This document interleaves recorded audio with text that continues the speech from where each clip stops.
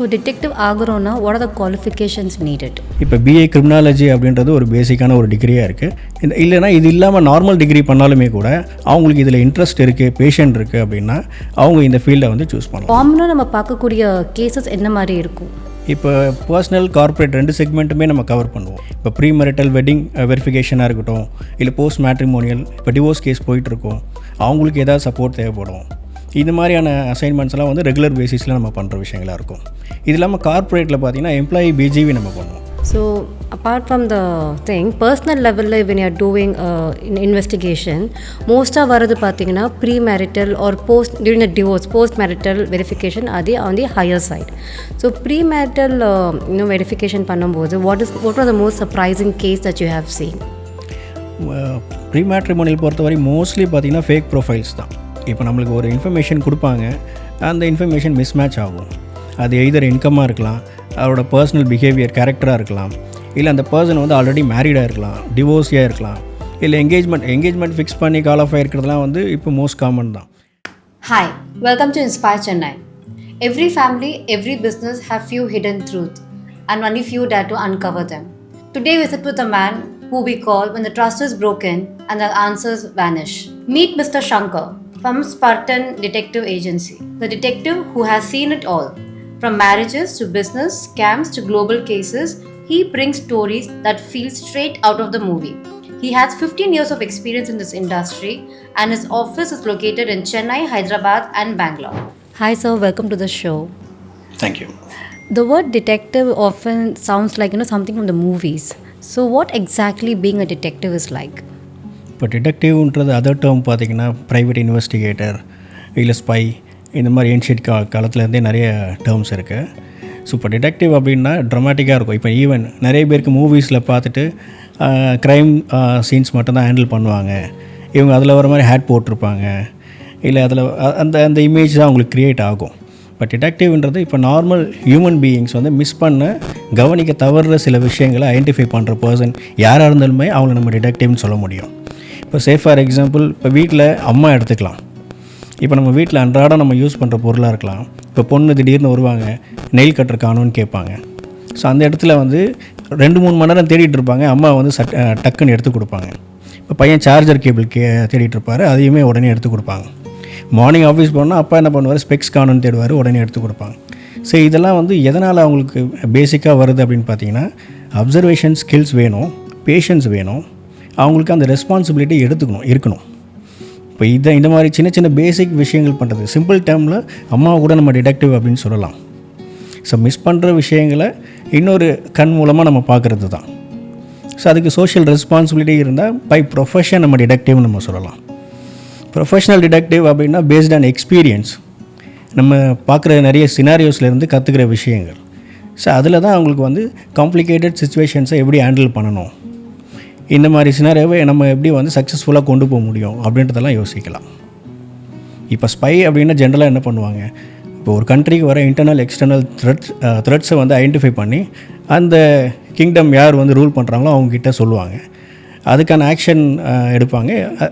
அதுலேருந்து அந்த crime prevention பண்ணுறதுக்கு என்னென்ன மெத்தட்ஸோ அதை வந்து பண்ணுறது தான் ஸ்பை. அது ஓகே. ஸோ டிடெக்டிவ் ஆகிறோன்னா what are the qualifications needed? இப்போ ஜென்ரலாக டிடெக்டிவ்க்கு பேசிக்காக வந்து டிகிரி கூட இப்போ வந்தாச்சு. இப்போ பிஏ கிரிமினாலஜி அப்படின்றது ஒரு பேசிக்கான ஒரு டிகிரியாக இருக்குது. அது ஈவன் போலீஸ் டிபார்ட்மெண்ட்டுக்கும் போகலாம். டிடெக்டிவ் இந்த மாதிரி ப்ரைவேட் இன்வெஸ்டிகேஷன் ஃபார்ம் வரணும் அப்படின்னாலுமே அந்த கோர்ஸ் பண்ணலாம். இப்போ பிஏ கிரிமினாலஜி இருக்குது, அதுக்கப்புறம் சோஷியல் ஜஸ்டிஸ் இருக்குது. இல்லைனா இது இல்லாமல் நார்மல் டிகிரி பண்ணாலுமே கூட அவங்களுக்கு இதில் இன்ட்ரெஸ்ட் இருக்குது, பேஷண்ட் இருக்குது அப்படின்னா அவங்க இந்த ஃபீல்டை வந்து சூஸ் பண்ணலாம். யாராக இருந்தாலுமே சூஸ் பண்ணலாம். So should have a certification or something to be a detective? Detective ஆன பிறகு நம்மளுக்கு என்ன அப்படின்னா, இப்போ நம்ம வந்து ப்ரொஃபஷனலாக டிடெக்டிவ் ஆகிறோம், என்ரோல் பண்ணணும் அப்படின்னா பேசிக்காக அவங்களுக்கு வந்து ஸ்டேட் லெவல்லையும் சரி சென்ட்ரல் லெவல்லையும் லைசன்ஸ் தேவைப்படும் அவங்களுக்கு. So what inspired you to be a detective? இப்போ 90s பார்த்தீங்கன்னா நிறைய இப்போ DD1 தூர்தர்ஷன் அந்த சேனல் தான் ரொம்ப ஃபெமிலியராக இருந்தது. ஸோ அப்போ நம்ம வந்து நிறைய கார்ட்டூன் சின்ன பசங்களாக இருக்கும்போது நிறைய அந்த மாதிரியான டெலிவிஷன் இதுதான் நம்ம பார்ப்போம். ஸோ அப்போ எனக்கு வந்து நான் இன்ஸ்பயர் ஆனது எதில் அப்படின்னு பார்த்தீங்கன்னா இப்போ டேக்கி காட், மார்ஷல், ராஜா ராஞ்சு இந்த மாதிரி டிடெக்டிவ் பேஸ்டு டெலிகாஸ்ட் நிறைய நடக்கும். ஸோ அப்போதுலேருந்தே நம்ம வந்து அதை பார்க்கும்போதே ஸோ டிடெக்டிவ் ஆகணும் அப்படின்ற ஒரு மைண்ட் செட் நம்மளுக்கு இருந்தது. டிடெக்டிவ் அப்படின்னு கிடையாது, போலீஸ் ஒரு க்ரைம் இன்வெஸ்டிகேஷனாக இருக்கட்டும், த்ரில்லராக இருக்கட்டும், இந்த ஜேர்னலில் நம்ம வந்து ட்ராவல் பண்ணோம் அப்படின்ற மைண்ட் செட் வந்து ஈவன் சைல்ட்ஹுட்லேருந்தே அதை ஸ்டார்ட் ஆச்சு. அதுக்கப்புறம் நம்ம டிகிரி முடித்து ஒர்க் போகும்போது டிசிஎஸ், விப்ரோ இந்த மாதிரி கம்பெனிஸில் ஒர்க் பண்ணாலுமே அங்கேயுமே நம்ம வந்து அந்த ரிஸ்க் மேனேஜ்மெண்ட், குவாலிட்டி செக் இந்த மாதிரி நம்ம அந்த ஃபீல்டு ரிலவெண்ட்டான ஒரு டொமைனில் தான் இருந்தோம். ஸோ அப்போ வந்து ஃப்ரீலான்சராக நம்ம ஸ்டார்ட் பண்ணோம். நிறைய கம்பெனிஸ்க்கு வந்து வீக்கெண்டில் ஃப்ரீலான்சராக ஒர்க் பண்ண ஆரம்பித்தோம். அது வந்து கொஞ்சம் கொஞ்சமாக டெவலப் ஆகி நம்ம வந்து ஃபுல் டைம் இதிலே இறங்கினா எப்படி இருக்கும் அப்படின்றது நானும் என்னோடய பிரதரும் சேர்ந்து தான் ஓனாக ஒரு ஃபார்ம் ஸ்டார்ட் பண்ணோம். அப்புறம் few years down the line வந்து நான் ஓனாக ஸ்பார்டன் டிடெக்டிவ் ஏஜென்சி அப்படின்னு ஸ்டார்ட் பண்ணி சக்ஸஸ்ஃபுல்லாக இப்போ போயிட்டுருக்காது. ஸோ காமனாக நம்ம பார்க்கக்கூடிய கேசஸ் என்ன மாதிரி இருக்கும்? இப்போ பர்சனல், கார்ப்பரேட் 2 செக்மெண்ட்டுமே நம்ம கவர் பண்ணுவோம். இப்போ ப்ரீ மேரிட்டல் வெட்டிங் வெரிஃபிகேஷனாக இருக்கட்டும், இல்லை போஸ்ட் மேட்ரிமோனியல், இப்போ டிவோர்ஸ் கேஸ் போயிட்டுருக்கோம், அவங்களுக்கு ஏதாவது சப்போர்ட் தேவைப்படும். இது மாதிரியான அசைன்மெண்ட்ஸ் எல்லாம் வந்து ரெகுலர் பேசிஸில் நம்ம பண்ணுற விஷயங்களாக இருக்கும். இது இல்லாமல் கார்ப்பரேட்டில் பார்த்திங்கன்னா எம்ப்ளாயி பிஜிவி நம்ம பண்ணுவோம். ஒரு எம்ப்ளாயி ரெக்ரூட் பண்ணுறதுக்கு முன்னாடி அவரை பற்றி கம்ப்ளீட் பேக்ரவுண்ட், இப்போ அகாடமிக் செக்காக இருக்கலாம், அவர் இதுக்கு முன்னாடி ஒர்க் பண்ண ப்ரீவியஸ் எம்ப்ளாயர்கிட்ட இருந்து அவரை பற்றி ஒரு கம்ப்ளீட் பேக்ரவுண்டாக இருக்கலாம், அவர் ப்ராப்பர் ரிலீவிங் லெட்டர்ஸ், எக்ஸ்பீரியன்ஸ் இதெல்லாமே வச்சுட்ருக்காருன்னு பார்க்கலாம். அப்புறம் கான்டாக்ட் பாயிண்ட் வெரிஃபிகேஷன் சொல்லுவோம். இப்போ அவரை பற்றி பேசிக் ஸ்க்ரீனிங் என்ன. இப்போ சில பீப்புள் வந்து பார்த்திங்கன்னா ஃபினான்ஸ் பேக்ரவுண்டில் ஃபினான்ஸ் ஹேண்டில் பண்ணுற ரோல் ஒன்று கொடுப்பாங்க. அப்போ அவரை பற்றி நம்மளுக்கு வந்து அவரோட கிரெடிட் ஒர்த்தினஸ் நம்ம தெரிஞ்சுக்கணும். அவர் டிஃபால்ட்டரா, பேங்க்கில் ஏதாவது லோன்ஸ் போயிட்டுருக்கா, இந்த மாதிரியான பேக்ரவுண்ட்ஸ் எல்லாமே நம்ம பார்க்க வேண்டியதாக இருக்கும். ஸோ அது மட்டும் இல்லாமல் மிஸ்ஸிங் பர்சன் ட்ரேசிங் பண்ணுவோம். இப்போ ஐபிஆர் சொல்லுவாங்க, இன்டெலெக்சுவல் ப்ராப்பர்ட்டி ரைட்ஸ் அப்படின்ட்டு. இப்போ ஆச்சி மசாலான்னு ஒரு கம்பெனி இருக்கும், அதே ரெப்ளிகா பெங்களூரில் வந்து டூப்ளிகேட் ஃபேக்ட்ரிஸ் வந்து ரன் ஆகும். ஸோ அதை நம்ம ஃபைண்ட் அவுட் பண்ணணும். ஸோ இந்த மாதிரி சினாரியோஸ்க்கும் நம்மளை அப்ரோச் பண்ணுவாங்க. இன்சூரன்ஸ் கிளைம் இன்வெஸ்டிகேஷன் இதெல்லாமே நம்ம பார்ப்போம். ஸோ இப்போ நீங்கள் பார்த்த கேசஸில் when it comes to the business perspective, what is the most sensational case that you have dealt with? இப்போ நம்ம டிடெக்டிவ் அப்படின் போதே ஜென்ரலாக வந்து ப்ரீ மேட்ரிமோனியல் சீட்டிங் பற்றியோ இல்லை ஃபேக் ப்ரொஃபைல்ஸ் பற்றியோ அதெல்லாம் நம்ம நிறைய டிஸ்கஸ் பண்ணிகிட்டே தான் இருக்கும். பட் இப்போ சோஷியல் ரெஸ்பான்சிபிலிட்டியோடு நம்ம பேசணும் அப்படின்னா சில அவேர்னஸ் வந்து தேவைப்படுது மக்களுக்கு. இப்போ லாஸ்ட் வீக் வந்து டெனன்ட் ஸ்க்ரீனிங் பற்றி ஒரு இஷ்யூஸ் வந்து ரைஸ் ஆகிட்டு இருக்கு. இப்போ அதை பற்றியுமே நான் டீட்டெயில்டாக இப்போ பேசிடுறேன். இப்போ டெனன்ட் ஸ்க்ரீனிங் அந்த ப்ராசஸ் நான் உங்களுக்கு வந்து எக்ஸ்பிளைன் பண்ணுறதுக்கு முன்னாடி அதை பற்றி ஒரு அசைன்மெண்ட் ஒரு கிளைண்ட் கொடுத்தாரு. பட் மோஸ்ட்டாக யாரும் அப்படி பார்க்க மாட்டாங்கல்ல, லைக் டெனன்ட் ஸ்க்ரீனிங் அப்படின்றது நிறைய பேருக்கு ஒரு நியூ திங்காக இருக்கலாம், கேள்விப்படாத ஒரு விஷயமா இருக்கலாம். நம்ம ஒரு வீட்டுக்கு குடி போக போகிறோம், நம்மளை பற்றி என்ன ஸ்க்ரீனிங் பண்ண போகிறாங்க அப்படின்றது புதுசாக இருக்கலாம். ஆனால் ஒரு மோர் தென் 10 இயர்ஸ் வந்து டெனன்ட் ஸ்க்ரீனிங் நம்ம பண்ணிட்டு தான் இருக்கோம்.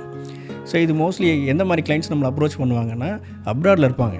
இப்போ சிங்கப்பூர், மலேசியா இந்த மாதிரி கிளைண்ட் இருப்பாங்க. அவங்க என்ன பண்ணுவாங்க, அவங்களோட ஓன் ஃப்ளாட் வந்து இங்கே ரெண்ட்டுக்கு விட்டுருப்பாங்க. இல்லை விட போகிறதுக்கு முன்னாடி ஸ்க்ரீனிங் பண்ணுவாங்க. அந்த வரப்போகிற டெனண்ட் வந்து கரெக்டான ரைட் பர்சன் தானா, ஜென்யூன் அவர் கொடுத்துருக்க இன்ஃபர்மேஷன்ஸ்லாம் ஜென்யூன் தானா அப்படின்றதெல்லாம் வேலிடேட் பண்ண சொல்லுவாங்க. ஸோ இந்த அசைன்மெண்ட் பற்றி நான் எக்ஸ்பிளைன் பண்ணிடுறேன் உங்களுக்கு.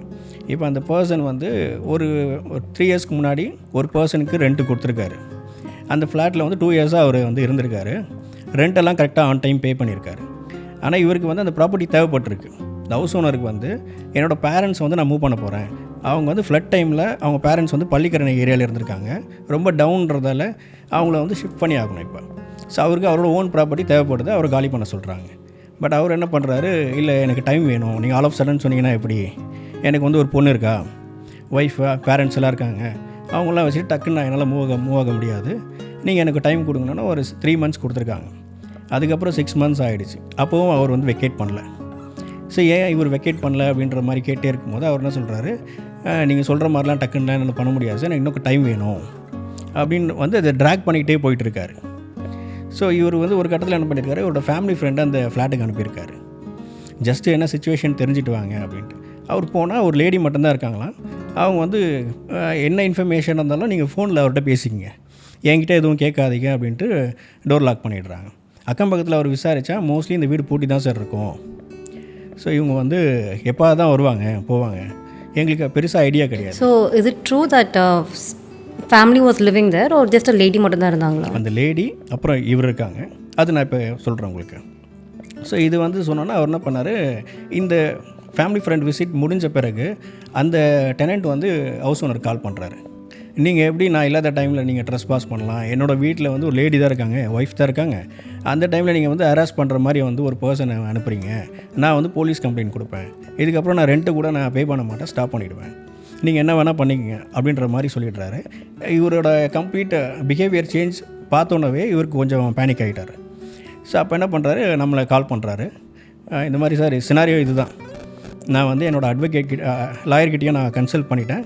அவர் என்ன சொல்கிறாருன்னா, நீங்கள் ஒரு டிடெக்டிவ் வச்சுட்டு அவரோட பேக்ரவுண்ட் ஒன்று ஸ்க்ரீனிங் பண்ணிக்கங்க. அந்த இன்புட்ஸ் கிடைச்சாதான் நம்ம எப்படி நம்ம மூவ் பண்ணலாம், அப்ரோச் பண்ணலான்றதே தெரியும். அப்படின்னும் போது நாங்கள் என்ன பண்ண ஆரம்பித்தோம், அவரோட வேரபவுட்ஸ் என்ன, அவரோட பாஸ்ட் ஹிஸ்ட்ரி என்ன, ஃபேமிலி பேக்ரவுண்ட் என்ன, இதெல்லாம் ஒன் பை ஒன் நம்ம போயிட்டு இருக்கும்போது நிறைய ஷாக்கிங்கான இன்ஃபர்மேஷன்ஸ்லாம் நம்மளுக்கு கிடைக்குது. அதில் என்னென்ன கிடைக்குது அப்படின்னு பார்த்தீங்கன்னா, அவர் வந்து ஃபேமிலியாக இல்லைங்க, அது கன்ஃபார்ம்டு. அவரும் ஒரு லேடியும் இருக்காங்க. பட் ஹஸ்பண்ட் அண்ட் ஒய்ஃபா அப்படின்னு கேட்டால் இல்லை. அவங்க யாருக்குமே ஐடியாவே இல்லை, யாருக்கிட்டையும் அவங்க பேச்சும் கிடையாது. ரொம்ப லிமிட்டட் டாக்ஸ் தான் யாராவது வந்தால் கூட. ஸோ அதே போல் அந்த டெனண்ட்டு நம்ம சொல்கிற பர்சனை வந்து மோஸ்ட்லி யாரும் பார்த்ததே கிடையாது. அவர் எப்பாவது நைட்டு வருவார், ஒரு 2 hours இருப்பார், அந்த டே ஏர்லி மார்னிங் கிளம்பி போயிடுவார்.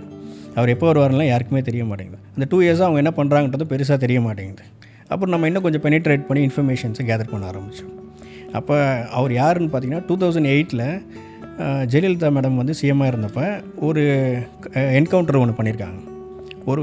ஒரு பெரிய ரவுடியை, அவரோட ரைட் ஹேண்ட் தான் இவர். ஸோ இவர் வந்து ரவுடிசம் பண்ணுறது, கட்ட பஞ்சாயத்து பண்ணுறது, இதுதான் இவரோட ரொட்டீனு. இவர் மேலே நிறைய கிரிமினல் கேசஸ் இருக்குது. ப்ளஸ் வந்து ஒரு 3 to 4 மர்டர் கேஸுமே இருக்குது பெண்டிங்கில். ஸோ இந்த மாதிரி பர்சன் தான் வந்து அங்கே இருக்கார். இந்த 2 வருஷமாக அவங்க என்ன ஆக்டிவிட்டி பண்ணுறாங்க அப்படின்னு பார்த்தீங்கன்னா, அவரோட ஃபேமிலி கிடையாது, அது லிவின்ல இருந்திருக்காங்க. அங்கே வந்து கஞ்சா, ட்ரக்ஸ் இதெல்லாம் வந்து காலேஜ் பசங்களுக்கு இந்த வீக்கெண்ட் பார்ட்டி 5 star ஹோட்டல்ஸில் நடக்கும் பார்த்தீங்களா, அங்கே வந்து சப்ளை பண்ணிகிட்ருக்காங்க 2 பேரும் சேர்ந்து. ஸோ இதுதான் 2 yearsஆகவே அவங்க பண்ணிகிட்ருக்காங்க. ஸோ இது தெரிஞ்ச பிறகு அவர் ரொம்ப இன்னும் ஷாக் ஆகிட்டு, நல்ல வேலை சார் இப்போவாது எனக்கு தெரிஞ்சது. ஏன்னா இப்போ இன்கேஸ் இவர் மூலமாக ஏதாவது ப்ராப்ளம் க்ரியேட் ஆச்சுன்னா ஆப்வியஸாக இவரையுமே அந்த பிக்சருக்குள்ளே கொண்டு வந்துடுவாங்க. அந்த ஹவுஸ் ஓனருக்குமே அந்த இம்பேக்ட் இருக்கும். நீங்கள் எப்படி வந்து ஒரு டிஜிட்டல் ரெண்டல் அக்ரிமெண்ட் மூலமாக ஒரு டெனண்ட்டை வந்து நீங்கள் வைக்கலாம், எதுவுமே விசாரிக்காமல், அவர் யாருன்னு தெரியாமல், நேரில் கூட பார்க்காம இந்த மாதிரி பண்ணும்போது, இப்போ இந்த பர்சன் என்ன பண்ணாங்க, பொலிட்டிக்கல் இன்ஃப்ளூயன்ஸும் ப்ளஸ் போலீஸ் டிபார்ட்மெண்ட்டோட ஹெல்ப்போடு அவரை வந்து வெக்கேட் பண்ணிட்டாங்க. ஸோ அதுக்கப்புறம் அவர் திருப்பி ஒரு டெனண்ட்டை வைக்கணுன்னா கூட ஒரு பேசிக் ஸ்க்ரீனிங் பண்ணிவிட்டு தான் அவர் கொண்டு வராங்க. இது ஒரு 10 yearsஆக நம்ம இந்த மாதிரி சினாரியோஸ் பார்த்துட்ருக்கோம். ஸோ அதனால் ரொம்ப கேர்ஃபுல்லாக இருக்கணும் இப்போ டெனண்ட்டாக போகிறவங்க அப்படின்றது. ஸோ இதே வைஸ் வெர்ஸாகவும் இருக்குது. இப்போ நம்ம ஹவுஸ் ஓனர் டெனண்ட்டை வந்து ஸ்க்ரீனிங் பண்ணுறாரு. இப்போ டெனண்ட் வந்து லீஸ்க்கு போகிறாங்க ஒரு வீட்டுக்கு. இப்போ அவங்க என்ன பண்ணலாம், அவங்களுமே வந்து என்ன பண்ணுவாங்க, கேஷாக கொடுப்பாங்க, ஒரு 7 lakhs 8 lakhs அக்ரிமெண்ட் சைன் பண்ணிட்டு அந்த வீட்டுக்கு போயிடுவாங்க. பட் அந்த வீடு பார்த்திங்கன்னா பேங்க் லோனில் இருக்கும், கிட்டத்தட்ட ஆக்ஷன் போகிற மாதிரி இருக்கும். அந்த வீட்டுக்கு குடி போன பிறகு தான் பேங்க் நோட்டீஸை ஒட்டுவாங்க. ஸோ உடனே இமீடியட்டாக அவர் வெக்கேட் பண்ண சொல்லுவாங்க. இவரை மாதிரியே ஒரு 4-5 பேருக்கு அந்த ப்ராப்பர்ட்டியை வந்து லீஸுன்னு சொல்லிட்டு அமௌண்ட் வாங்கியிருப்பார். இப்போ லாஸ்ட் வீக் வந்து ஆவடி, கிருகம்பாக்கம், போரூர் இந்த சரௌண்டிங்கில் 2-3 பர்சன் அந்த வேலை தான் பண்ணியிருக்காங்க. அவங்க என்ன பண்ணியிருக்காங்க, ஒரு ஃப்ளாட்டு அதை வந்து 4-5 பேருக்கு வந்து வீடு காட்டுறது, நோ புரோக்கர், மேஜிக் பிரிக்ஸ் இதிலலாம் வந்து ஆட் கொடுத்து எல்லாரையுமே வர வச்சு பார்த்துட்ட பிறகு எல்லாத்தையும் கேஷாக வாங்குறாங்க. ஒரு 1.25 கோடி கிட்டத்தட்ட இந்த மாதிரி எல்லாத்தையும் வாங்கிட்டு அப்ஸ்காண்ட் ஆகிடுவார். நம்பர் வந்து டீஆக்டிவேட் பண்ணிடுவாங்க, இல்லை ஆஃப் பண்ணி சுவிட்ச் ஆஃப் பண்ணி வச்சுருவாங்க. சரி, இப்போ என்ன ஆகும், வந்த டெனண்ட்டுக்கு ஏற்கனவே ஒரு 7 lakh அந்த ஹவுஸ் ஓனர்கிட்ட கொடுத்துருப்பாரு. இப்போ திருப்பி அவர் வீடு காலி பண்ணி ஆகணும், திருப்பி அந்த அமௌண்ட்டை அவர் ரெடி பண்ணி இன்னொரு வீட்டுக்கு போய் ஆகணும். ஸோ இதெல்லாம் பார்க்கும்போது அவர் என்ன பண்ணணும், பேசிக்காக ஒரு ஸ்க்ரீனிங் பண்ணி தான் ஆகணும். இப்போ டெனண்ட் ஸ்க்ரீன்ன்றது ஒரு ப்ரொஃபஷன் ஹையர் பண்ணி தான் பண்ணணும்னு அவசியம் கிடையாது. அவங்களே கூட தெரிஞ்சவங்க மூலமாகவோ யாரோ மூலமாகவும் கூட பண்ணலாம் அவங்க. பட் இப்போ ஒரு 7 lakhs 8 lakhs வந்து லூஸ் பண்ணுறதுக்கு நம்ம ஒரு 5,000 வாங்கிக்கலாம் இல்லையா, நம்ம பண்ணிக்கலாம். அது வாங்க முடியாதா? லைக் அவர் அப்ஸ்கான், இப்போ அவர் போலீஸில் அந்த ப்ராப்பர்ட்டி அவங்க பேரில் தானே இருக்கும், அது ஆப்ஷனில் இருக்குது ஆல்ரெடி. இப்போ அவர் வந்து கட்ட முடியாமல், அந்த ஹவுசிங் லோனே கட்ட முடியாமல் அந்த ப்ராப்பர்ட்டி ஆக்ஷனுக்கு வந்துடுச்சு. அதனால் அவருக்கு லாஸே கிடையாது. இப்போ அந்த ப்ராப்பர்ட்டி அவருக்கு போனால் கூட லாஸே கிடையாது. இப்போ இதில் சஃபர் ஆகிறது யாருன்னா அந்த டெனண்ட். ஸோ டெனண்ட் ஸ்க்ரீனிங்கிறது 2 பேருக்குமே, ப்ராப்பர்ட்டி ஓனர் ஸ்க்ரீனிங்கும் நம்ம பண்ணிட்டு தான் இருக்கோம். இப்போ இதெல்லாமே பார்த்திங்கன்னா நிறைய பேருக்கு வந்து அவேர்னஸே இருக்காது. இது புது விஷயமா இருக்கும், இப்படிலாம் பண்ணலாமா அப்படின்ட்டு. இது பார்த்திங்கன்னா ஒரு 5,000 10,000 முடியும். பட் நம்ம அங்கே பெரிய அமௌண்ட் நம்ம அங்கே லாஸ் பண்ணுறோம்ல. ஸோ அதை யோசிக்கணும் நம்ம. இப்போ லாஸ்ட் 1 வீக்காக அந்த நியூஸுமே அதிகமாக போகிறதால தான் சரி இந்த அவேர்னஸ் நம்ம போகணுன்றதுக்காக இந்த டாப்பிக்கை நம்ம கொண்டு வந்திருக்கோம் இப்போ. So apart from the thing, personal level when you are doing investigation, most of வரது பார்த்தீங்கன்னா premarital or post during a divorce, post marital verification அது on the higher side.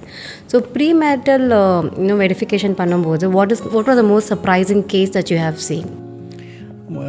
Pre matrimonial பொறுத்தவரை மோஸ்ட்லி பார்த்திங்கன்னா ஃபேக் ப்ரொஃபைல்ஸ் தான். இப்போ நம்மளுக்கு ஒரு information கொடுப்பாங்க, அந்த இன்ஃபர்மேஷன் மிஸ்மேட்ச் ஆகும். அது எய்தர் இன்கம்மாக இருக்கலாம், அவரோட பர்சனல் பிஹேவியர் கேரக்டராக இருக்கலாம், இல்லை அந்த பர்சன் வந்து ஆல்ரெடி மேரீடாக இருக்கலாம், டிவோர்ஸியாக இருக்கலாம், இல்லை என்கேஜ்மெண்ட் ஃபிக்ஸ் பண்ணி கால் ஆஃப் ஆகிருக்கிறதுலாம் வந்து இப்போ மோஸ்ட் காமன் தான். பட் இந்த மாதிரியான விஷயங்கள் இப்போ அவர் ஆல்ரெடி மேரேஜ் ஆனதையும் மறைச்சிருப்பாங்க, அது வந்து என்டையர் ஃபேமிலியுமே சேர்ந்து கூட ஹைட் பண்ணுவாங்க. அதெல்லாம் நம்ம பார்க்கும்போது இதெல்லாம் வந்து ரெட் ஃப்ளாக்ஸ் தான். நம்ம அந்த ப்ரீ மேட்ரிமோனியலில் நம்ம அவசியம் நம்ம பார்க்குற ஒரு விஷயங்களாக இருக்கும். அதனால் மேட்ரிமோனியல் வெரிஃபிகேஷன் அப்படின்றது பார்த்திங்கன்னா பார்ட் ஆஃப் ஒரு வெட்டிங் எக்ஸ்பென்ஸ் தான். இப்போ இதுக்கு நம்ம ஒரு 20,000 செலவு பண்ணுறோம் அப்படின்னா அது ஒரு வெட்டிங்க்கு ஒரு 10 lakhs 20 lakhs நம்ம செலவு பண்ணுறோம்னா அதில் நம்ம இன்க்ளூட் பண்ணி தான் பார்க்குற மாதிரி இருக்கும். ஸோ அவங்களுக்கு ஒரு கிளாரிட்டி கிடைக்கும். ஸோ இதில் என்னென்னா அதை வச்சு டெசிஷன் மேக்கிங்காக நம்ம பண்ண சொல்கிறேன். ஃபஸ்ட்டு ஒரு கிளாரிட்டி, இந்த ப்ரொஃபைல் நம்ம ப்ரொசீட் பண்ணலாமா வேணாவா, அதுக்கு ஒரு கிளாரிட்டி கிடைக்கும். அந்த லெவல்லே நெகட்டிவ் ரிமார்க்ஸ் இருந்ததுன்னா அவங்க க்ளோஸ் பண்ணிக்கலாம், வேறு ப்ரொஃபைல் பார்க்க ஆரம்பிச்சிக்கலாம். But suppose bride or the groom are in abroad, அப்போ நம்ம எப்படி வெரிஃபிகேஷன் பண்ணுறது? இப்போ அப்ராட் இப்போ நம்ம வேர்ல்டு அப்படின்ட்டு ஒரு அசோசியேஷன் இருக்குது, வேர்ல்டு அசோசியேஷன் ஆஃப் டிடெக்டிவ்ஸ்னு. இப்போ அது வந்து செயின். அது இப்போ எல்லா கண்ட்ரியில் இருக்க இன்வெஸ்டிகேட்டரும் நாங்கள் வந்து கான்டாக்டில் இருப்போம். இப்போ அது நாங்கள் எங்களுக்குள்ளே நல்ல ரேப்போ இருக்கும்போது அந்த கண்ட்ரியில் எங்களுக்கு வந்து ஃபிசிபிலிட்டி இருந்ததுன்னா அந்த பர்சன் நம்ம ஹையர் பண்ணி அவங்கள பண்ண சொல்லலாம். ஈவன் இப்போ எமிரேட்ஸ்லலாம் நம்ம பண்ணிகிட்டு தான் இருக்கோம். இப்போ துபாயிலலாம் வந்து அசைன்மெண்ட்ஸ் வந்தால் நம்ம அங்கே இருக்க டீம் மூலமாக பண்ணுறோம். இப்போ சில கண்ட்ரீஸ்லாம் நம்மளே கூட இங்கே இருக்க இன்வெஸ்டிகேட்டரை கூட ட்ராவல் பண்ணிட்டு போவாங்க. பட் அது அஃபோர்ட் பண்ணுற மாதிரி இருக்கணும். அந்த ஃபீ வந்து கிளைண்ட் ஓகே அதை அஃபோர்ட் பண்ண ரெடியாக இருந்தாங்கன்னா அந்த மாதிரியே நம்ம பண்ணுவோம். Okay, so post-marital, like when it comes to the affairs and all that, so அதில் what is your experience on that? Post மேட்ரிமோனியலில் ரிலேஷன்ஷிப் சீட்டிங் தான் அது ஒன்று வரும். இல்லைனா வந்து செட்டில்மெண்ட் போயிட்டுருக்கோம். இப்போ அவங்க வந்து மெயின்டெனன்ஸ் கிளைம் பண்ணியிருப்பாங்க ஒய்ஃப் வந்து. ஸோ அந்த டைமில் வந்து அவர் ஒர்க் பண்ணுறாரா இல்லையா அப்படின்ற சினாரியை வெரிஃபை பண்ண சொல்லுவாங்க. நிறைய பேர் எனக்கு வந்து ஜாப் இல்லைன்னு சொல்லுவாங்க, பட் அவங்க வந்து ஏர்ன் பண்ணிட்டு தான் இருப்பாங்க. மெயின்டெனன்ஸ் நான் வந்து பே பண்ண மாட்டேன்னு சொல்லுவாங்க. ஸோ அந்த இன்கம் ரிலேட்டட் எவிடன்சஸ் எல்லாம் நம்ம வந்து எடுக்கிற மாதிரி இருக்கும். இப்போ ரிலேஷன்ஷிப்பில் இன்னொரு அஃபேரில் இருக்கார், இன்னொரு ரிலேஷன்ஷிப்பில் இருக்காருனாலும் கோர்ட்டு அதை டிசைட் பண்ணும். இப்போ இருக்க லா நம்ம பேஸ் பண்ணி பார்த்தோம்னா பெருசாக வந்து அதுக்கு சப்போர்ட்டிவாக இல்லை. நம்ம என்ன தான் எவிடன்ஸ் கொடுத்தாலும் அது பெருசாக வந்து அவங்க ஜட்ஜ் வந்து எடுத்துக்க மாட்டுறாங்க. அதனால் அது ஜென்ரலாக. So going the latest study and all that, like even women started cheating more nowadays. So but who brings a case more, men or women, sir? இப்போ ப்ரீ மேட்ரிமோனியல் அப்படின்ற கான்செப்ட் எடுத்துக்கிட்டோன்னா க்ரூம் வெரிஃபிகேஷன் தான் majority. 70% க்ரூமை பற்றி check பண்ணுறது தான் நடக்குது. 30% மட்டும்தான் bright checking வந்து நம்ம பண்ணுறோம். நம்ம இயர்லி பேசிஸில் நம்ம அந்த ஸ்டடி எடுத்து பார்த்தாலுமே ஒரு 30% ப்ரொஃபைல் தான். எனக்கு ஒரு 10 அசைன்மெண்ட் வருது ப்ரீ மேட்ரிமோனியல்னால் ஒரு 3 தான் வந்து பார்த்திங்கன்னா ஒரு பிரைடை வந்து வெரிஃபை பண்ணுங்க அப்படின்ற மாதிரி இருக்குது. அந்த அவேர்னஸ் ஒரு வேளை கம்மியாக இருக்கா பசங்க பேரண்ட்ஸ்க்கு, இல்லை வந்து பொண்ணு கிடைச்சா போதும் அந்த மாதிரி சில பேர் இருக்காங்களா, அது என்ன மாதிரி ட்ரெண்ட் அப்படின்றது தெரியல. ஏன்னா இப்போ பிரைட் வெரிஃபிகேஷன்ன்றது மேபி அவங்க வந்து ப்ராட் மைண்டடாக இல்லாமல் தப்பாக எடுத்துக்கிட்டாங்கன்னா என்ன ஆகுன்ற மாதிரி கூட யோசிக்கலாம். Okay, sir. So what is the most ugliest case that you have dealt with, sir? அக்லியஸ்ட்னா நிறைய இப்போ சீட்டிங்னாலே அது ஆப்வியஸாக அந்த செக்மெண்ட்குள்ளே தான் வருது. ஸோ இப்போ ஒரு ஓகே சே ஃபார் எக்ஸாம்பிள் ஒரு மதுரை நியர்பை இருக்க ஒரு வில்லேஜ் ஒரு அசைன்மெண்ட் நம்ம பண்ணோம். இது மேட்ரிமோனியல் சீட்டிங் தான். ஸோ நம்மளோட கிளைண்ட் வந்து பார்த்திங்கன்னா டாக்டர். அவங்க வந்து நான் செகண்ட் மேரேஜ்க்காக ஒரு பர்சனை வந்து அப்ரோச் பண்ணியிருக்கேன். அவர் எனக்கு வந்து ஹோப் கொடுத்துட்ருக்காரு. இவ்வளோ நாள் சோஃபார் வந்து ஓகே தான், ஒரு 1 இயராக நாங்கள் வந்து பேசிகிட்டு இருக்கோம், எதுவும் பிரச்சனை இல்லை. பட் ஆல் ஆஃப் சடன் அவர் வந்து ஃப்ரீக்வெண்ட்டாக என்கிட்ட வந்து அமௌண்ட் கேட்குறாரு. எனக்கு சின்ன சின்ன அமௌண்ட்டாக கேட்டுட்டு இருந்தார், இப்போ கொஞ்சம் பெரிய பெரிய அமௌண்ட்டாக கேட்குறாரு. அதே போல் அவர் பிஹேவியரும் கொஞ்சம் சேஞ்சஸ் இருக்குது. அடிக்கடி ஃபோன் பிக் பண்ணுறது கிடையாது, என்கிட்ட முன்ன மாதிரி பேசுகிறது கிடையாது. எனக்கு அவர் என்ன கிளைம் பண்ணாருன்னு பார்த்தீங்கன்னா அவருக்கு வந்து செகண்ட் மேரேஜ் தான், அவருக்கும் டிவோர்ஸ் ஆகிடுச்சு. இப்போ நானும் டிவோர்ஸி தான். நான் ஆர்டர் காப்பி ஷேர் பண்ணிட்டேன் அவருக்கு. பட் அவர்கிட்ட கேட்டால் வந்து நான் பண்ணுறேன்னு சொல்கிறாரு. அதுவுமே எனக்கு கொஞ்சம் சஸ்பிஷியஸாக இருக்குது. அவரே அந்த ஆர்டர் காப்பியை ஷேர் பண்ணுறது கூட யோசிக்கிறாரு. அதனால அவரை பற்றி ஒரு கம்ப்ளீட் பேக்ரவுண்ட் நம்மளுக்கு பண்ணி கொடுங்க அப்படின்னு சொன்னாங்க. அது மதுரை பக்கத்தில் ஒரு சின்ன வில்லேஜ் அப்படின்றதால அங்கே நம்ம போயிட்டு இன்ஃபர்மேஷன் கேதர் பண்ணோம்னா ரொம்ப டஃப்பாக தான் இருக்கும். ஏன்னா அங்கே சரௌண்டிங்ஸ் அந்த எல்லாருக்குமே அந்த பர்சனை பற்றி தெரிஞ்சிருக்கும். அந்த ஊரே சின்ன ஊராக இருக்கும், கண்டிப்பாக எல்லாருக்குமே தெரிஞ்சிருக்கும். ஆனால் நம்ம அந்த ப்ரொஃபைல் நிறையா ஸ்டடி பண்ணோம். அப்போ அவர் அப்ராட்காக ட்ரை பண்ணிருக்காருன்றது தெரிய வந்தது. அவர் அது அந்த கிளைண்ட் கிட்டே நம்ம கேட்கும்போது அவர் ஒன்ஸ் சொல்லியிருக்காரு சார், பட் டெடிக்கேட்டடாக அவர்கிட்ட அதுக்கான முயற்சி எடுத்துகிட்டு இருக்காரான்னு கேட்டால் எனக்கு தெரியல அப்படின்னு சொன்னாங்க. சரி, நம்ம அங்கே போய்ட்டு அவரை பற்றி கம்ப்ளீட்டாக பேக்ரவுண்ட் எடுக்க ஆரம்பித்தோம். அப்போ அவங்க வீட்டில் அவங்க அப்புறம் இன்னொரு பர்சன் இருக்கிறதா, ஒரு லேடி இருக்கிறதா இன்ஃபர்மேஷன் வந்தது. பட் அது சிஸ்டராக யாருன்னு நம்மளுக்கு எதுவும் கிளியராக தெரியாதுன்றதால அவரை நம்ம கம்ப்ளீட்டாக சர்வைலன்ஸ் பண்ண ஆரம்பித்தோம். அப்புறமா நம்ம டீட்டெயில்டாக என்கொயரி பண்ணும்போது தெரிஞ்சது அவர் கூட இருக்கிறது அவங்க ஒய்ஃப் தான் அப்படின்ட்டு. மேபி டேர்ம் சரியில்லையா, இப்போ டிவோர்ஸ் ஏதாவது போயிட்டுருக்கா அப்படின்ற மாதிரி கேட்டால், இல்லை சார் அவங்க ஹாப்பியாக லைஃப் லீட் பண்ணிட்டு தான் இருக்காங்க, அவங்களுக்குள்ளே எந்த பிரச்சனையும் கிடையாது அப்படின்ற மாதிரி சொன்னாங்க. சரி, இது நம்ம எவிடன்ஸாக எப்படி ப்ரூவ் பண்ண முடியும் அப்படின்றது நம்ம நெக்ஸ்ட் லெவல் பார்க்கணும். அப்போ என்ன பண்ணால், இவர் நம்மளுக்கு கிடைச்ச ஒரே லீடு என்னென்னா, அவர் அப்ராட் ஆப்பர்ச்சுனிட்டிக்காக ட்ரை பண்ணிகிட்ருக்கார். ஸோ அதை பேஸ் பண்ணி நம்ம என்ன பண்ணலாம், இப்போ அவர் ஆஃபீஸ்க்கோ ஏதோ ஒரு வேலை விஷயமா வெளியே போயிட்டாருன்னா அந்த டைமில் நம்ம அவங்க வீட்டில் நம்ம அந்த வெரிஃபிகேஷன் மாதிரி ஒன்று பண்ணலாம். அப்படின்னு பண்ணிட்டு அவங்கக்கிட்ட நிறைய நம்ம பேச்சு கொடுத்து அவங்கக்கிட்டே நம்ம ஸ்மார்ட் கார்டெலாம் நம்ம வாங்கி நம்ம அந்த எவிடன்ஸாக எடுத்துட்டோம். அதில் பார்த்திங்கன்னா இவர் தான் அந்த ரிலேஷன்ஷிப் காட்டியிருக்கு, ஹஸ்பண்ட் அண்ட் ஒய்ஃப் அப்படின்றது அந்த டாக்குமெண்ட்லேயே ப்ரூவ் பண்ணது. ஸோ அதை நம்ம டிக்ளேர் பண்ணி அவங்க வெளியே வந்துட்டாங்க அந்த ரிலேஷன்ஷிப்பில் இருந்து.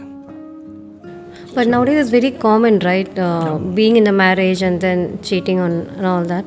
So அது மோஸ்ட்லி மணி ட்ராப், ஹனி ட்ராப் அப்படின்றதே பார்த்திங்கன்னா மேரேஜ் இந்த கான்செப்டில் இப்போ Shaadi.com இந்த மாதிரி நிறைய வெப்சைட்லேருந்து ப்ரொஃபைல்ஸ் எடுத்து அவங்கள எமோஷ்னலாக கனெக்ட் ஆகி அவங்களுக்கு கூட அவங்ககிட்டேருந்து என்னென்ன பெனிஃபிட்ஸ் நம்ம எடுக்க முடியுன்றது தான் ஆப்பர்ச்சுனிட்டி பார்க்குறாங்க. இது 2 ஜெண்டர்லேயுமே நடக்குது. So what is the age that people are targeting அந்த மாதிரி ஸ்கேம்ஸில்? அது மோஸ்ட்லி செகண்ட் மேரேஜ் அப்படின்றது. ஏன்னா இப்போது ஃபஸ்ட் மேரேஜ் பிரேக்கப் ஆகிருக்கணும் போது எமோஷ்னலாக ரொம்ப உடஞ்சிருப்பாங்க. ஸோ அவங்கள ஈஸியாக அட்டாக் பண்ண முடியும். அதனால் அந்த வெப்பன் எடுத்துக்கிறாங்க. அவங்க செகண்ட் மேரேஜாக இருப்பாங்க, பையன் இருப்பாங்க, குழந்தை இருப்பாங்க. அவங்ககிட்ட நம்ம ஒரு கன்சோல் பண்ணுற மாதிரி பேச ஆரம்பித்து கொஞ்சம் கொஞ்சமாக அவங்கள கன்வின்ஸ் பண்ணி இப்போ அவங்க பேரண்ட்ஸ்க்கே அகெயின்ஸ்டாக அவங்கள பேச வைக்கிற அளவுக்கு பண்ணுறாங்க.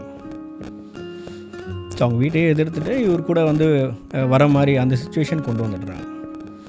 So how is it working with a police team? அது எப்பவுமே நம்ம லைக் பண்ணுற ஒரு விஷயம்.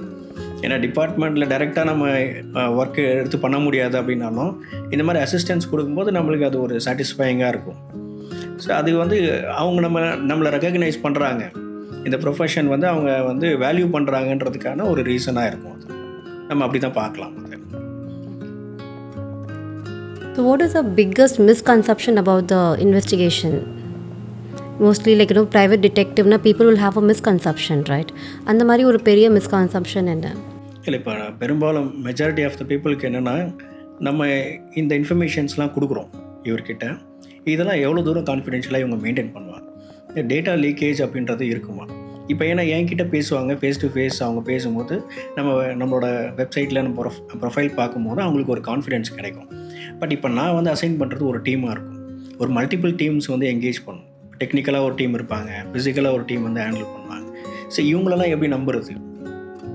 சரி, இப்போ நீங்கள் ஒரு இன்ஃபர்மேஷன் இன்ஸ்ட்ரக்ஷன் கொடுப்பீங்க ஒரு டீமுக்கு, அவங்க எவ்வளோ தூரம் அதை சேஃபாக வச்சுப்பாங்க, இதெல்லாமே இருக்கும். அதனால் நம்ம டீம் பார்த்திங்கன்னா ஒரு 5 இயர்ஸ்க்கு மேலே எக்ஸ்பீரியன்ஸ்டாக தான் இருப்பாங்க. அவங்களுக்கு ஃப்ரீக்வெண்ட் ட்ரைனிங்கும், அவங்க டேட்டா இப்போ ஒரு அசைன்மெண்ட் கம்ப்ளீட் ஆகிடுச்சுன்னா அதை எப்படி அவங்க அந்த டேட்டாவை வச்சுக்காமல் டெலீட் பண்ணணும் ஒரு ஃப்ரீக்வெண்ட்டாக. அதே போல் அவங்களுக்கு என்ன சினாரியோன்றது கம்ப்ளீட்டாக நம்ம எக்ஸ்பிளைன் பண்ண மாட்டோம். இது ஸோ பர்சன் இவர் தான், இந்த மாதிரி இன்புட்ஸ்லாம் கொடுக்க மாட்டோம். ஜஸ்ட்டு டாஸ்க் அந்தந்த டைமில் அவங்களுக்கு கொடுக்குறது தான். நம்ம அதை கேதர் பண்ணி தான் லீட் பண்ணி கம்ப்ளீட்டாக ஃபைனல் ஃபைண்டிங்ஸாக நம்ம ஷேர் பண்ணணும்.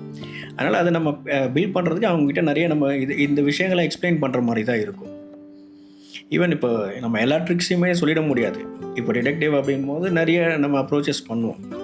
ஒரு மெஜிஷியன் எப்படி ரிவீல் பண்ண மாட்டாரோ, ரிவீல் பண்ணால் அதுக்கு வேல்யூ இருக்காதோ, அது மாதிரி தான் நம்மளும் சில விஷயங்களை மேம்போக்காத சொல்ல முடியும். அவங்களுக்கு கிளியராக எக்ஸ்பிளைன் பண்ணிவிடுவோம். நீங்கள் எந்த டைமில் இந்த அசைன்மெண்ட் பற்றி 1 மந்த்துக்கு அப்புறம் நீங்களே கேட்டால் கூட எங்ககிட்ட அந்த டேட்டா இருக்காது. அதே போல் வேறு யாராவது கேட்டாலும் நம்ம அதை ப்ரொவைட் பண்ண மாட்டோம். ஸோ அவங்களுக்கு கிளைண்ட் ஐடின்னு ஒன்று க்ரியேட் பண்ணிவிடுவோம். ஸோ அது கான்ஃபிடென்ஷியலாக மெயின்டைன் பண்ண ஆரம்பிச்சிடும். இப்போ ஹாஸ்பிட்டலில் ஒரு பேஷண்ட் ஐடின்னு இருக்கும் பாருங்க, அந்த மாதிரி கிட்டத்தட்ட அது இருந்தால் மட்டும்தான் நம்ம இன்ஃபர்மேஷன்ஸை நம்ம பார்க்க முடியும். சம்மந்தப்பட்ட பர்சன் கிட்ட தான் அதை பற்றியும் பேச முடியும். So what are the tools that you usually use to capture? Sometimes you need that video evidence or audio evidence. How do you record the case? நிறைய இருக்குன்னு வச்சுங்க. பென் கேமராலேருந்து எல்லாமே வந்து நிறைய இருக்குது. மெஜாரிட்டி வந்து மொபைல் தான். நம்ம அது எல்லாமே நம்ம ஹிடன் இதெல்லாம் யூஸ் பண்ணாலுமே மெஜாரிட்டி அப்படின்றது நம்ம கையில் இருக்க அந்த மொபைல் டிவைஸ் தான். மொபைலில் எடுத்தால் they won't find out, sir? அதுதான் நம்ம அந்த எக்ஸ்பீரியன்ஸ் காட்டுறது தான். ஓகே, அது தெரியாமல் நம்ம எப்படி It's a public place, okay. Like for example, as a politician, I know it's very strict to go and find about them.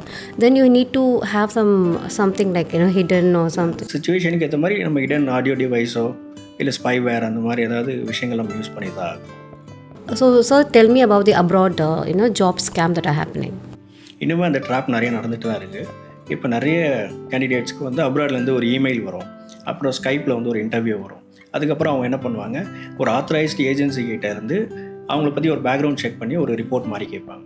அப்போ நம்மளை அப்ரோச் பண்ணுவாங்க. அப்போ நம்மக்கிட்ட வந்து என்னென்ன கேட்பாங்கன்னா, என்னோடய அகாடமிக் செக் பண்ணணும் சார், அப்புறம் வந்து என்னோடய ப்ரீவியஸ் எம்ப்ளாயர் வெரிஃபிகேஷன்ஸ் பண்ணணும், இந்த மாதிரி ஒரு செக்லிஸ்ட் மாதிரி கொடுப்பாங்க.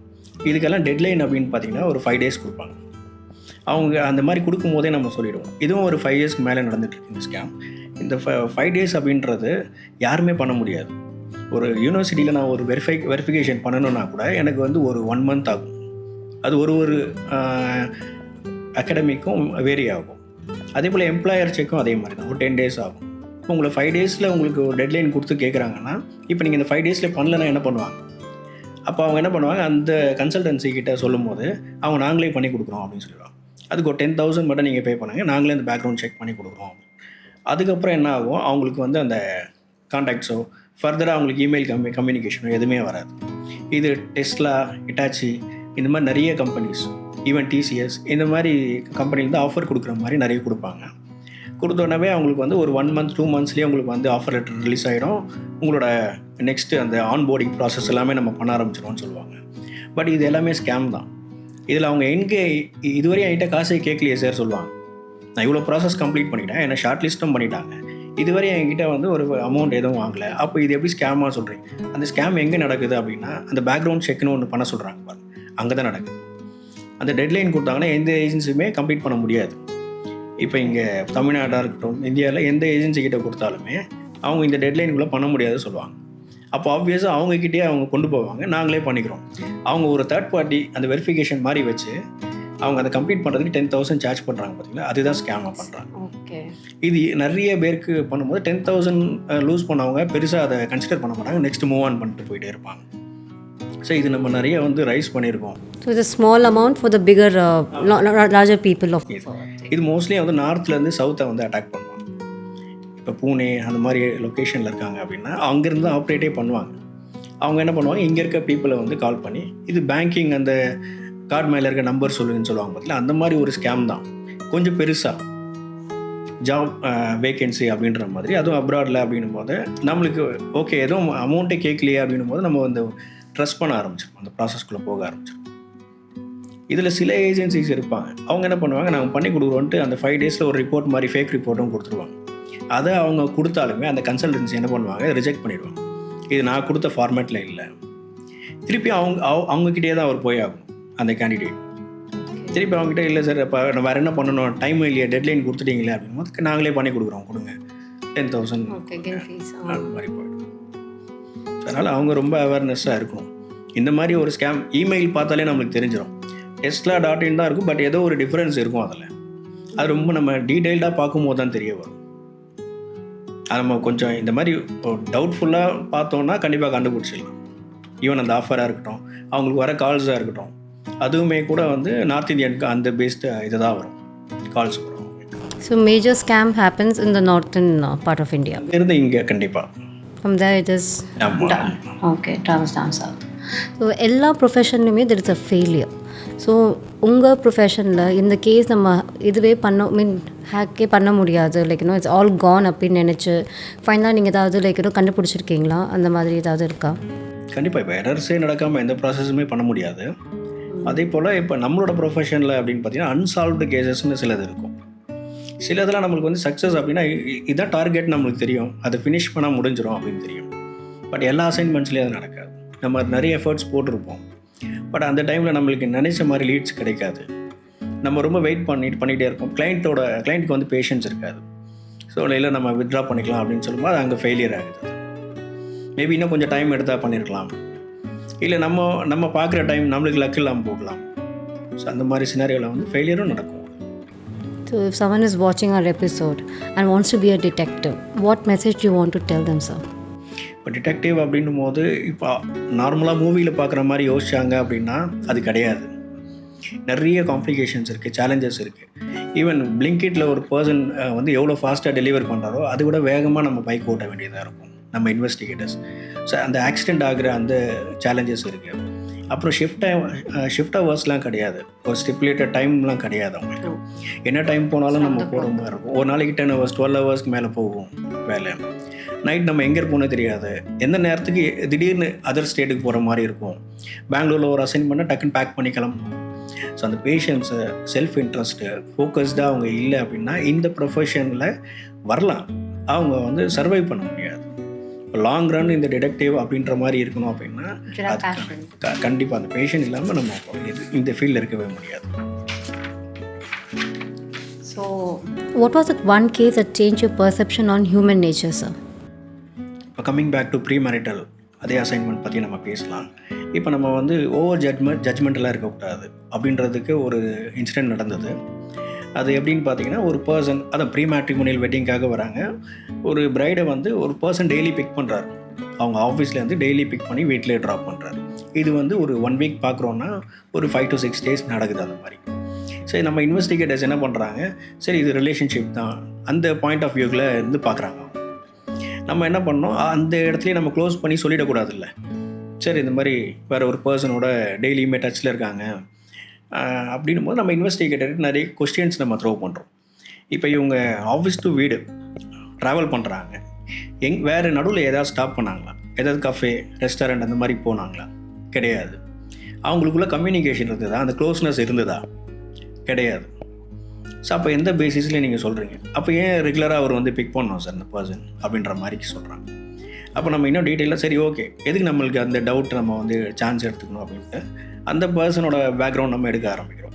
அந்த பைக்கு அவர் எங்கே இருக்கார், அவரை பற்றி பேக்ரவுண்ட் எடுக்கும்போது நம்மளுக்கு அட் த எண்ட் அவருக்கு தெரிய வருது அவர் வந்து ரேபிடோ டிரைவர். அவர் இந்த பர்சனுக்கு வந்து வீட்டிலேருந்து கேபுக்கோ ஆட்டோக்கோ வந்து ஆகிற எக்ஸ்பென்ஸை விட ரொம்ப டிராஸ்டிக்காக கம்மியாகுது. மிடில் கிளாஸ் அப்படின்றதால அவங்க வந்து அதை ப்ரிஃபர் பண்ணுறாங்க. அந்த பர்சன் வந்து ரெகுலராக பிக் பண்ணுறதால ஒரு ட்ரஸ்ட் அவங்களுக்கு, வேறு யாரையுமே அவங்க அந்த டைம் கரெக்டாக அந்த டைமில் வந்து அவங்க கூப்பிட்றாங்க. ஸோ நம்ம ஓவர் ஜட்ஜ்மெண்டெல்லாம் இருக்கக்கூடாது எதுலேயுமே. இன்னைக்கு நம்ம அப்படி சொல்லிட்டோம் அப்படின்னா பெரிய எரர் கமிட் பண்ண மாதிரி ஆகிடும். அவங்க ஒரு லைஃப் மேட்டருக்காக நம்ம வராங்க. ஸோ அது ரொம்ப சென்சிட்டிவாக நம்ம ஹேண்டில் பண்ணணும் அப்படின்றது இந்த மாதிரி சில இது. அதனால் நம்ம எடுத்தோம் கவுத்தோன்ற மாதிரி எப்போவுமே வந்து ஃபைண்டிங்ஸை கொடுத்துறது கிடையாது. கம்ப்ளீட்டாக அனலைஸ் பண்ண பிறகு 4-5 லேயரில் அதை வேலிடேட் பண்ண பிறகு தான் அவங்களுக்கு ரிசல்ட்டாகவே நம்ம கொடுக்குறோம். யூஸ்வலாக பிஸ்னஸில் இல்லைனா கார்ப்பரேட் ஃபீல்டில் like is there any case that is challenging the corporate ethics or something, அந்த மாதிரி ஏதாவது கேஸ் பார்த்துருக்கீங்களா சார்? ஆப்வியஸாக இப்போ ப்ரீ எம்ப்ளாய்மெண்ட் போஸ்ட் எம்ப்ளாய்மெண்ட் பற்றி நம்ம ஆல்ரெடி டிஸ்கஸ் பண்ணோம். அதில் என்ன நடக்கும் அப்படின்னு பார்த்தீங்கன்னா, ஒரு எம்ப்ளாயி அவர் மேலே ரெட் ஃப்ளாக் இருக்குது அப்படின்னா அவர் அந்த கம்பெனிலேருந்து வெளியே போயிடலாம். பட் அந்த கம்பெனி நான் ரிவெஞ்ச் எடுக்கணும் அப்படின்னா என்ன பண்ணலாம், அங்கே ஆல்ரெடி ஒர்க் பண்ணிகிட்டு இருக்க ஸ்டாஃபோடு சேர்ந்து அவர் அந்த கம்பெனியோட ப்ராக்ரஸை ஸ்டாப் பண்ணுற மாதிரியோ ரெப்யூட்டேஷனை ஸ்பாயில் பண்ணுற மாதிரியோ எந்த ஆக்டிவிட்டி வேணால் பண்ணலாம். ஸோ அந்த மாதிரி சினாரியாவும் நம்ம பார்த்தோம். இப்போ அது ஒரு ஃபேக்ட்ரின்னு வச்சுக்கோங்க, ஒரு கார் ஸ்ப்ரிங் மேக் பண்ணுற ஒரு ஃபேக்ட்ரி. அதில் ஒர்க் பண்ண ஒரு பர்சன், ரொம்ப ஒரு 10 years மேலே ஒர்க் பண்ண பர்சன் வந்து ஏதோ ஒரு ரீசனுக்காக அங்கே ஏதோ எக்யூப்மெண்ட்ஸ் ஏதோ திருடிட்டார் அப்படின்றதால அவரை வந்து வேலையை விட்டு எடுத்துட்டாங்க. பட் அவர் வந்து அங்கே அவர் கூட ஆல்ரெடி ஒர்க் பண்ண அவரோட ஒர்க்கரோட சேர்ந்து இந்த கம்பெனியோட ரெப்யூட்டேஷன் எப்படி ஸ்பாயில் பண்ணலாம் அந்த மாதிரி பண்ண ஆரம்பிச்சிருக்காரு. பட் அது அவங்களுக்கு தெரியல. இது வந்து அவர் டெர்மினேட் பண்ணிட்டாங்க, வெளியே போயிட்டார். பட் அவங்க கம்பெனிக்குள்ளே சில மிஸ் அண்டர்ஸ்டாண்டிங் போயிட்டுருக்கு ஸ்டாஃப்ஸோட, அந்த ப்ரொடக்ஷனில் ஏதோ ப்ராப்ளம் போயிட்டுருக்கு. இப்போ ஆல் ஆஃப் சடன் இந்த மாதிரியெல்லாம் ஃபேஸ் பண்ணும்போது அவங்க நம்மளை அப்ரோச் பண்ணி கேட்கும்போது தான் நம்ம என்ன பண்ணுறோம், இது அண்டர் கவர் மாதிரி பண்ணலாம். இப்போ நம்ம இன்வெஸ்டிகேட்டரே அங்கே ஒரு ஸ்டாஃப் மாதிரி ஒரு இன்டர்ன் மாதிரி ஒரு 2 months அந்த மாதிரி நம்ம வந்து ஒர்க் பண்ண வைக்கலாம். அப்போ நம்மளுக்கு கம்ப்ளீட் இன்ஃபர்மேஷன்ஸ் கிடைச்சிரும் அதை பற்றி. அப்படின்னும் போது அவர் என்ன பண்ணுறாரு, ரெகுலராக என்ன ப்ரொசீஜரோ அந்த ஆன்போர்ட் பண்ணுறதுக்கு அதெல்லாமே போயிட்டு உள்ளே போகிறாங்க. அப்புறம் மேனுஃபேக்சரிங் யூனிட்டில் அந்த ஸ்டாஃப்ஸாகவே இருப்பாங்க. அவங்கள பற்றி பேக்ரவுண்ட் எடுக்கிறது, அவங்கக்கிட்ட பேச்சு கொடுத்த இன்ஃபர்மேஷன்ஸ் வாங்குறது, தேவைப்பட்ட சில சமயத்தில் அவங்க பாருக்கு போகிறாங்க வீக்கெண்ட்லனா அவங்க கூட உட்காந்து பேசுகிறது, நிறைய இன்ஃபர்மேஷன்ஸ் ரிவீல் பண்ணும்போது தான் நம்மளுக்கு கடைசியாக தான் யார் இதுக்கெல்லாம் வந்து ஹெட் அப்படின்றது தெரிய வந்தது. ஒரு 6 months 1 year முன்னாடி அந்த டெர்மினேட் பண்ணப்பட்ட அந்த பர்சன் தான் இது எல்லாமே பண்ணிகிட்ருக்காரு. How did he get an access? The other employees could have said that. அது நம்ம HR இப்போ அந்த கம்பெனியோட HR தான் நம்மளுக்கு வந்து எல்லா ஆத்தரைஸ் கொடுக்குறது, எல்லா அப்ரூவல்ஸும் நம்மளுக்கு கொடுக்குறது. ஏன்னா அவங்க தான் நம்மளை அப்ரோச் பண்ணுறது. அந்த கம்பெனியோட போர்ட் ஆஃப் டைரக்டர்ஸ் நம்மளை அப்ரோச் பண்ணுவாங்க. ஸோ இந்த மாதிரி சினாரியோ நடக்குது அப்படின்றத சொல்லுவாங்க. ஸோ அப்போ நம்ம வந்து இந்த மாதிரி அண்டர் கவர் ஆப்ரேஷன் பண்ணியும் நம்ம வந்து சில இன்ஃபர்மேஷன்ஸ் எடுக்க முடியும். ஸோ அப்போ சம்மந்தப்பட்ட எல்லாரையுமே அவங்க வந்து டெர்மினேட் பண்ண ஆரம்பித்தாங்க 1 by 1 அப்படின்ற. So thank you for coming to the show, sir. Your insights were very powerful. It was lovely having you here. Thank you, ma'am. Thank you, sir.